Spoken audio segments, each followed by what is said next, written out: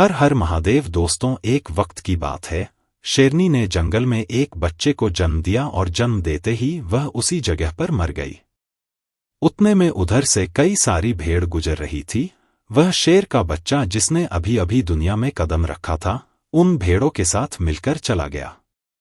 अब वह शेरनी का बच्चा उन भेड़ों के साथ ही रहने लगा और उन भेड़ों के साथ रहने की वजह से वह खुद को एक भेड़ ही समझ रहा था। उसने कभी मांस नहीं खाया और वो उन भेड़ों के साथ मिलकर घास खाने लगा था। उसे कुछ आइडिया ही नहीं था कि एक शेर कैसे रहता है और कैसे अपनी जिंदगी गुजरता है, और उसे यह तक नहीं पता था कि वह एक शेर है, क्योंकि उसके चारों तरफ भेड़ ही भेड़ थी और भेड़ के ही साथ में रहने लगा था। उसने कभी शेर की तरह नहीं दहाड़ा। फिर समय गुजरता गया और वह शेर का बच्चा एक जवान शेर बन गया। वह भेड़ों के झुंड में बिल्कुल अलग ही दिख रहा था, लेकिन भेड़ों के साथ रहकर भेड़ों को उसकी आदत हो गई।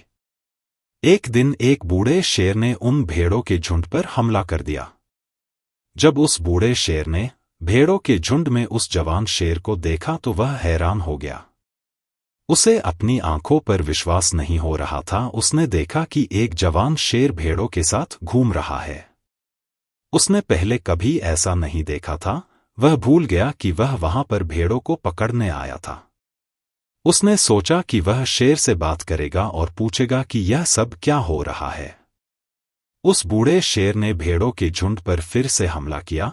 उस शेर को पकड़ने के लिए भेड़ों में जैसे ही उस बूढ़े शेर को देखा तो सब अपनी जान बचाकर भागने लगे, और उन भेड़ों के साथ वह शेर भी अपनी जान बचाकर भागने लगा। कुछ देर के बाद उस बूढ़े शेर ने उस जवान शेर को पकड़ लिया। बूढ़े शेर ने उस जवान शेर को पकड़कर यह कहा, अरे बेवकूफ, तू मुझे देखकर भाग क्यों रहा है? जवान शेर ने रोते हुए कहा, प्लीज मुझे छोड़ दो, मैं एक साधारण सा भेड़ हूं, मुझे जाने दो। वो उस बूढ़े शेर को देखकर एक भेड़ की तरह कांप रहा था।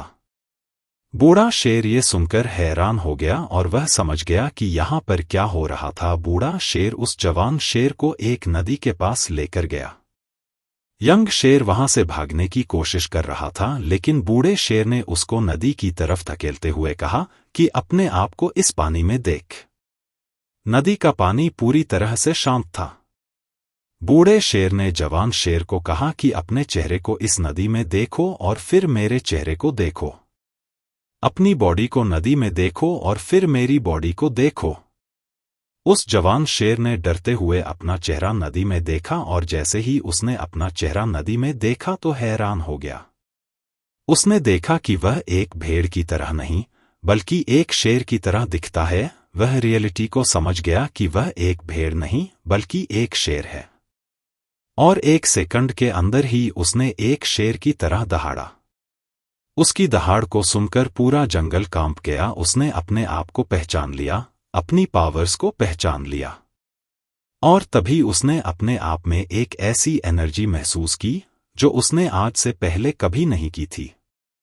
फिर उसने सोचा कि एक भेड़ की तरह जीना रियलिटी नहीं थी, वह सिर्फ एक मेंटली कॉन्सेप्ट था, पर अब वो रियलिटी को जान चुका था। इस कहानी से बहुत ही डीप मैसेज निकलकर सामने आता है। अपने अंदर से उस वीकनेस को निकालो जो आपके अंदर झूठ बोल बोल कर बैठा है। आप भी एक शेर की तरह हो जो भेड़ों के बीच फंस चुके हो। आपके आसपास जितने भी लोग हैं वह आपको यह फील कराते हैं कि आप अपनी लाइफ में कुछ नहीं कर सकते हो, क्योंकि कहीं ना कहीं आप भी उनके साथ रह रहकर उनकी तरह बनने की कोशिश करते हो। आपको इस भीड़ से अलग खड़े रहना है और अपनी पोटेंशियल, अपनी पावर्स और अपनी एबिलिटी को पहचानना है। और जिस दिन आप अपनी पावर्स, अपनी एबिलिटी को पहचान लोगे उस शेर की तरह, तब आपको दहाड़ने से कोई भी नहीं रोक सकता। अच्छा दोस्तों, तो अब हमको विदा दो, और भी ऐसे मोटिवेशन वीडियो पाने के लिए हमारे चैनल को सब्सक्राइब कर लो, क्योंकि जब हम दूसरों का भला करते हैं तभी हमारा भला होता है। यही प्रकृति का नियम है। और लाइक भी प्लीज।